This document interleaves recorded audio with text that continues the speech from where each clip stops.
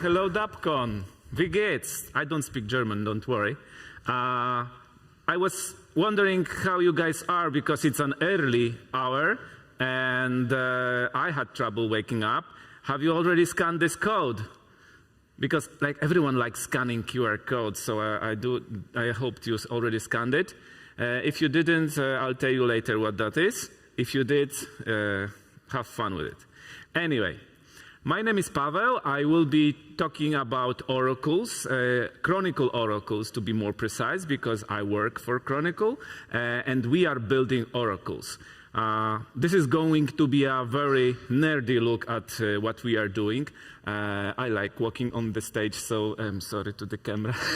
you need to catch me. Anyway, so what are oracles?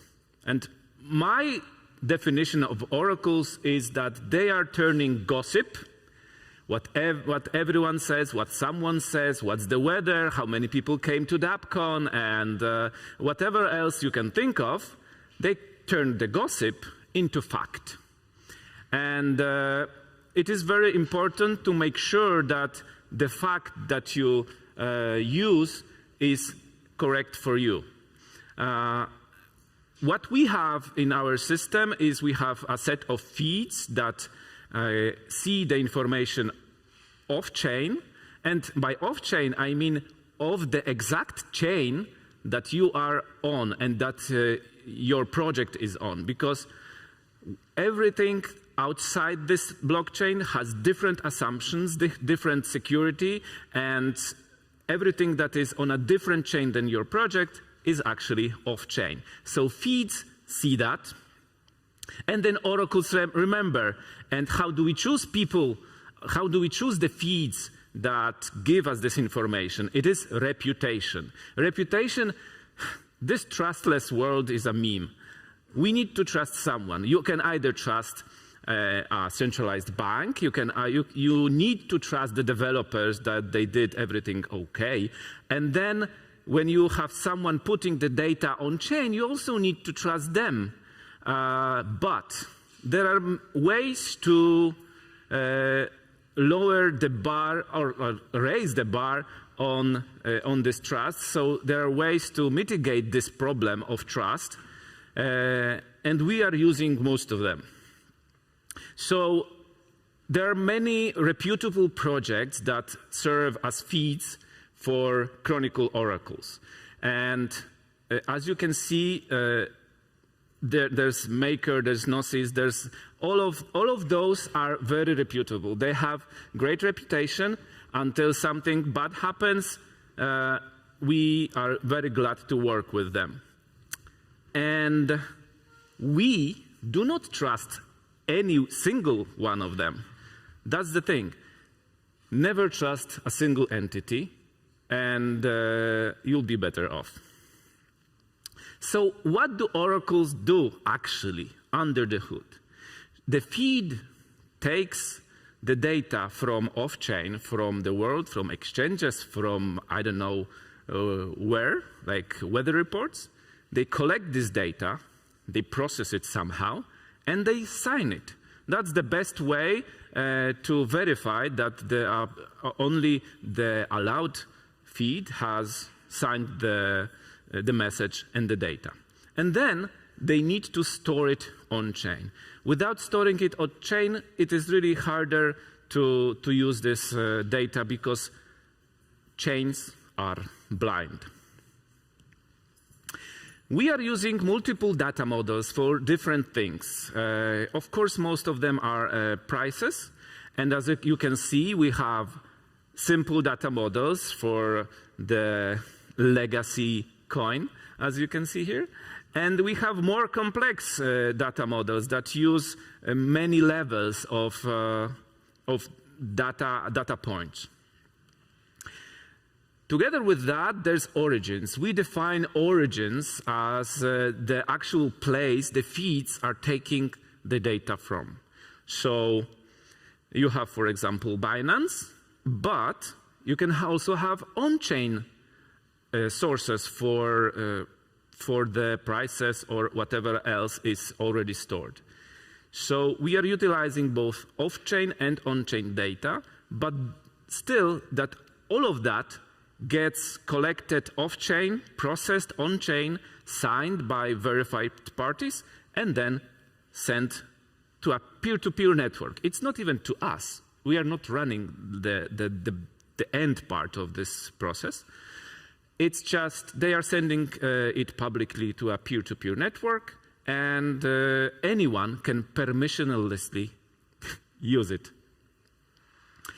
This is the first version of oracles that we created. It was every feed was collecting, signing, and putting data on chain. The thing is that it was good when gas was cheap. Right now, no, not so much. So we developed version 2 of this. Feeds collect the data. They sign it separately. They send it to a peer-to-peer network, and someone else collects it permissionlessly and stores it on chain. It's really very simple, and you can easily listen to this network, all of this traffic, and do it yourself. And we have been doing that since 2017 for MakerDAO, because we were part of MakerDAO and we are spinning out. So we do know what we are doing. And there's another thing. Do not trust, verify. We have prepared a dashboard where you can look at any message through all of the time that these oracles were operational, and you can take and actually verify this message yourself. So when, if you can see here, when you change something and press the verify button, the screen goes red because it's not anymore the same data that was signed. And this is the QR code for the Chronicle dashboard.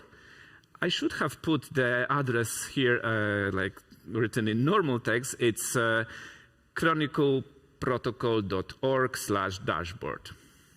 I hope. And as I am a nerd, you now know that my reputation is not from gossip. My reputation is fact. It's solid. This is from a Firefly TV show that got cancelled way too early, and this is one of the bad guys. But he was right. A reputation shouldn't come from gossip. The next generation, of course, live long and prosper.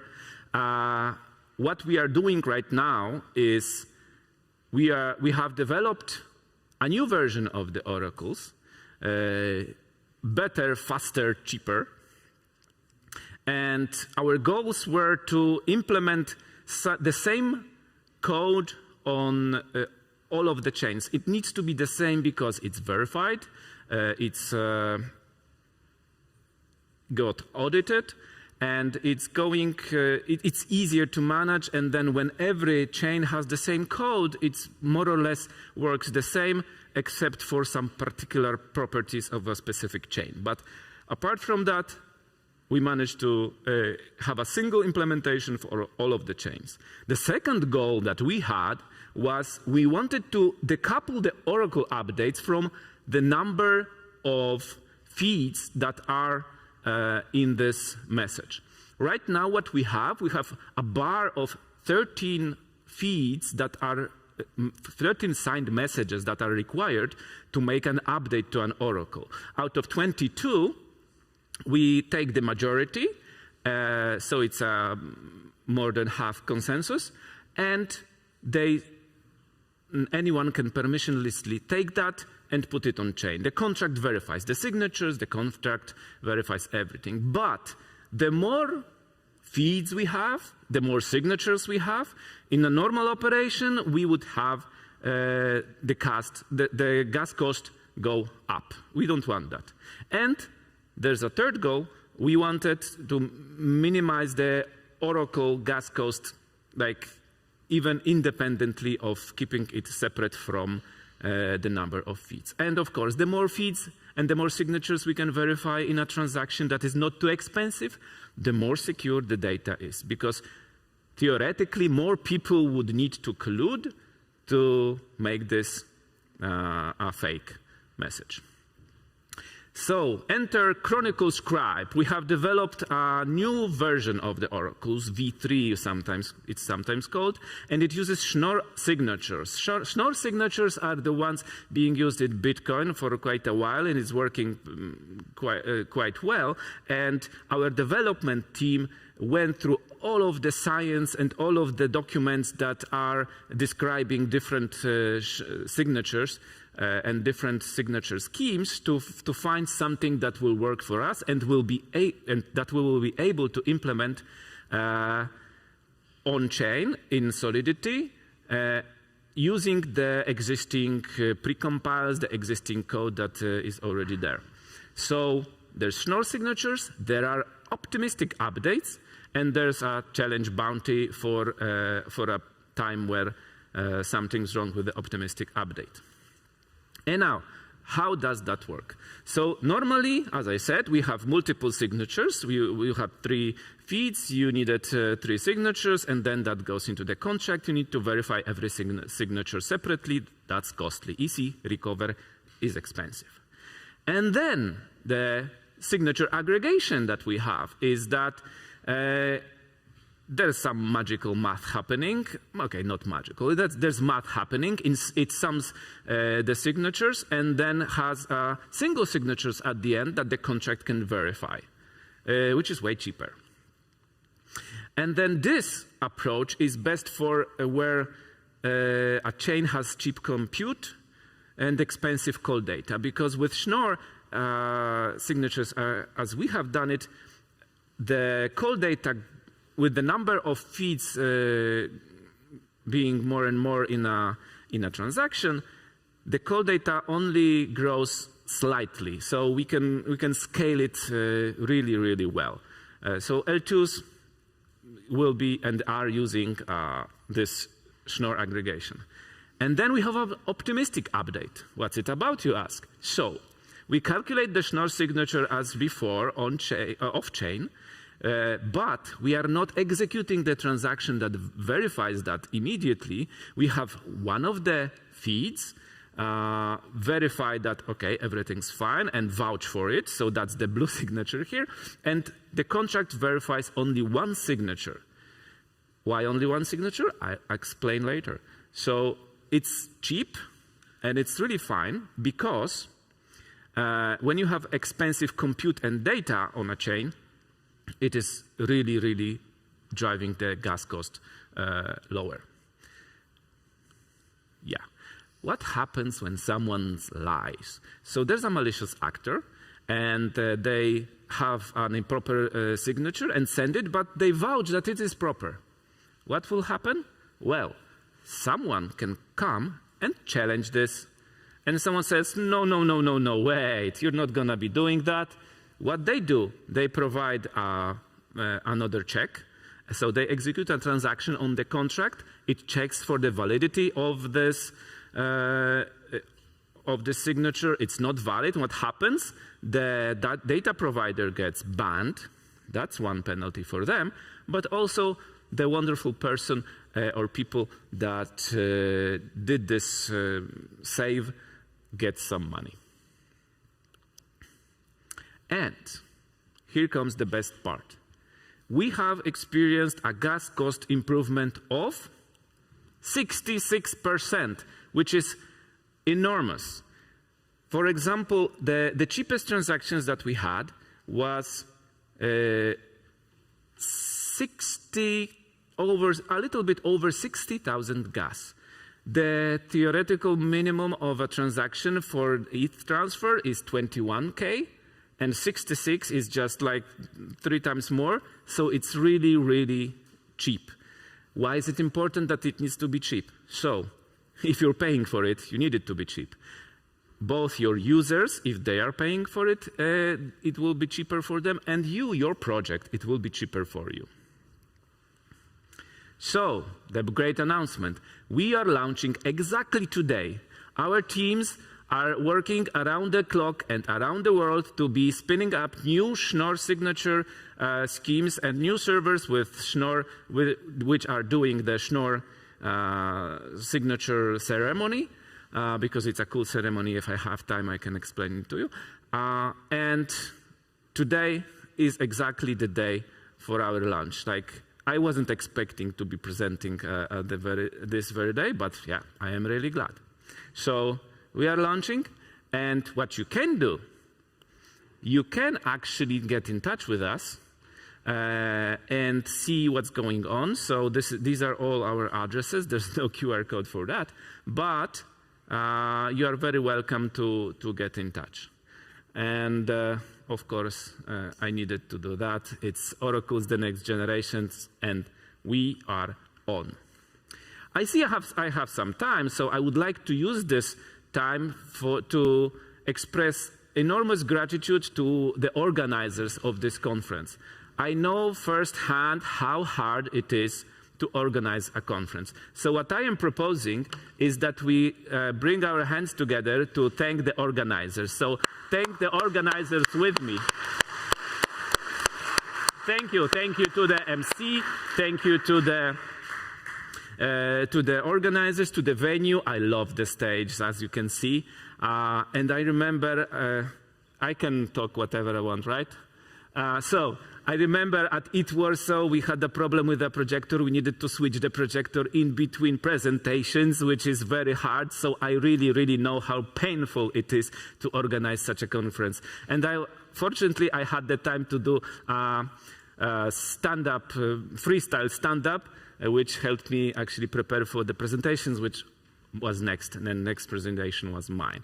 Anyway, what I would like to tell you when I have this time is about how the schnorr works underneath, like how the ceremony works. So let's go back to the, where is it? This is it. So the ceremony for creating a schnorr signature has at least two parts.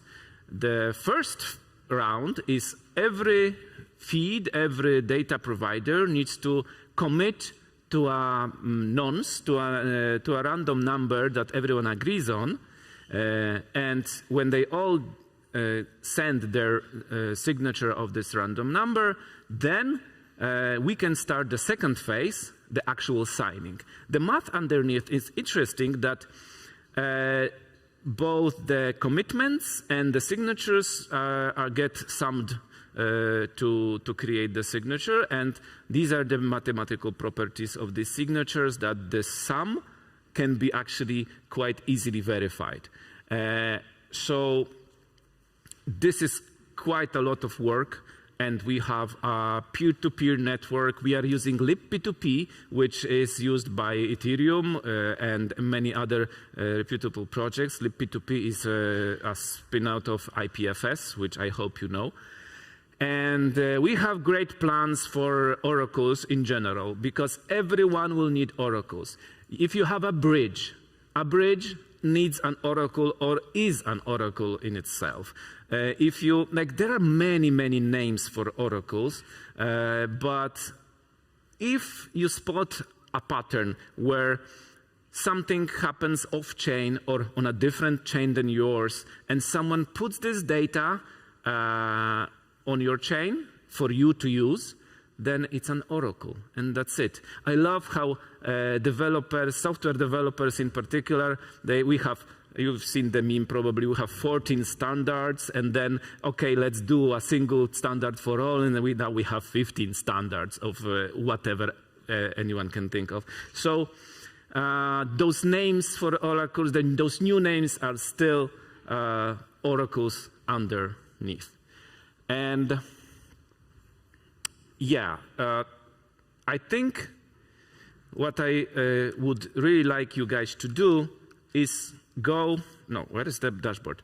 Go to the dashboard that I showed you the QR code for, because that's the best place to see what we are doing. This is the best place to verify that the values and the parameters that we have set are correct.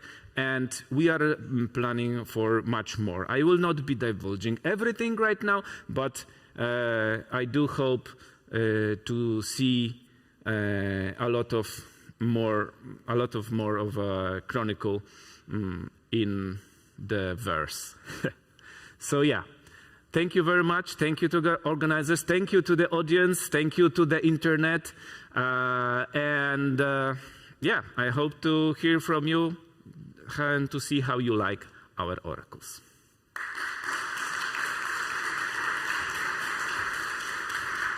Thank you, Pawel. Great presentation. Also, thanks for the insights about Idwasa. We do have some time for questions, if there are any questions in the audience. If there are no questions, I will be talking for the next 5 minutes. Is it okay? It's totally fine. Maybe one question, since you are obviously an Oracle veteran, what are some of the underexplored use cases for oracles which you're personally excited or which perhaps are now enabled also by the next generation? I would like to see oracles used for normal things for normal people. It's like DeFi is fine, okay. DeFi will probably the underlying layer and the underlying infrastructure of like everyday banking, but still we need something more. We need this to be interesting and valuable for more people. Wherever important data is like verifiable data is important. These are the places where this could be used. I do hope governments will be using that. I do hope that private companies and like sending verified information, yes, news. News is terrible these days. Like if you have a newspaper or whatever portal that is funded by advertising, then there is no way that you can trust it to not be pushing someone's agenda.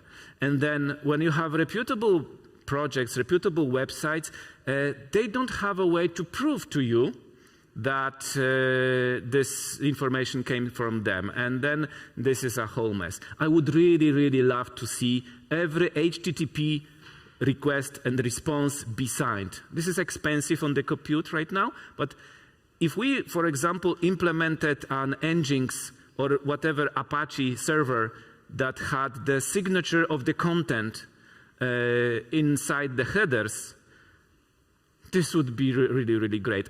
Then everyone would be able to be a feed, a verifiable feed. That is really hard because, as I said, the compute is expensive, but I do hope we'll see that in the future. Mm-hmm. In terms of fake news, definitely relevant. Yeah. There's a question. Hi, thanks. Does Chronicle make sense when there's only a single data source? So in your presentations, there were multiple data feeds. Does it make sense if there's just one kind of source of truth? And the second question is, maybe could you go into a bit more detail about how you use libp2p? That was interesting as well. Or Chronicle makes sense always. That's the thing. Even if there is only one data source, it is actually not our place to say that this is bad. It is the users, the people that are, the projects that are using this data that have to take that into account. Okay, this model, and we are making those models public. You can verify it manually. So it does make sense if it makes sense for a customer. There are some cases that we need to have that because there are no other sources of data, but if your projects take that into account, that's fine. And the second one for libp2p, so every node that we build and we give that to the feeds to run, we are not running that ourselves. That's another story, how hard it is to deploy it to those 22 feeds. So every node and every application actually creates a libp2p server, and this server is communicating gossiping messages around. Gossiping, yeah, I know I said gossip is bad, but it's gossiping signed messages. So they're forwarding, relaying, doing whatever we want. So the beauty of libp2p is that the bigger the network, the more participants of the network, the stronger it gets. And I really love this property of libp2p. So we are using it on a very low level, And we are still tweaking things quite a lot to make it faster, better, and more reliable. That's very important for us. It needs to be reliable. It needs to be secure. And we have a way of actually separating the libp2p code from the private keys. You could use a ledger, but that would be a nightmare to operate. But if you have something, a hardware wallet, you can actually use that separately on a separate machine. There are some ideas to separate even more, but that's another story. Thank you. Thank you, Pawel. Once again. Thank you very much.